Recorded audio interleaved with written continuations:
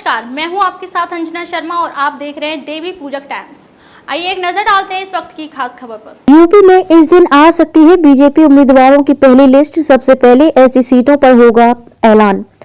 उत्तर प्रदेश में लोकसभा की सभी 80 सीटें जीतने के लक्ष्य को साधने के लिए भाजपा सभी रणनीति के तहत अन्य दलों से आगे दौड़ रही है। राज्य मुख्यालय से लेकर लोकसभा क्षेत्रों तक पार्टी के वरिष्ठ नेताओं को चुनाव प्रभारी संयोजक की जिम्मेदारी देकर मोर्चों पर तैनात कर दिया गया है। बताया जाता है कि 15 फरवरी तक भाजपा हारी हुई लोकसभा सीटों पर प्रत्याशी घोषित कर सकती है।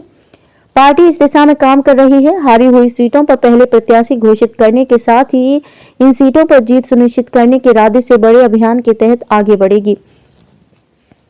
गौरतलब है कि 2019 आम चुनाव में भाजपा यूपी के 78 सीटों पर चुनाव लड़ी थी, जिसमें से 62 सीटों पर उसे जीत हासिल हुई थी। 2 सीटें सहयोगी अपना दल सोनेलाल को दी गई थी, जिसमें दोनों सीटों पर विजय मिली थी।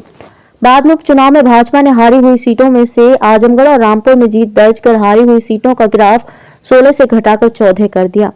पार्टी पदाधिकारियों के मुताबिक पार्टी यूपी की हारी हुई इन 14 सीटों पर सबसे पहले प्रत्याशी घोषित करेगी। 2019 के चुनाव में सपा 5, बसपा 10 व कांग्रेस ने 1 सीट जीती थी।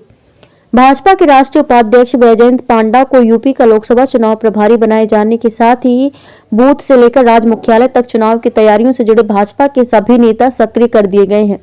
इस महीने के अंत तक यानी 31 जनवरी तक सभी लोकसभा क्षेत्रों में भाजपा के चुनाव कार्यालय खुल जाएंगे, जहां से चुनावी गतिविधियां तेजी से आगे बढ़ाई जाएंगी। लोकसभा क्षेत्रों की चुनाव संचालन समिति का गठन कर दिया गया है। स्थिति तक विधानसभावार चुनाव संचालन समिति का गठन भी भाजपा कर देगी।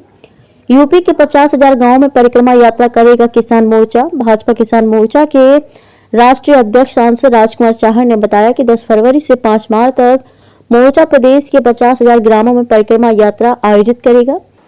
खबरों में अब तक ले बस इतना ही। फिर होगी आपसे मुलाकात कुछ ऐसी ही खास खबरों के साथ। तब तक के लिए नमस्कार और देखते रहिए देवी पूजक टाइम्स।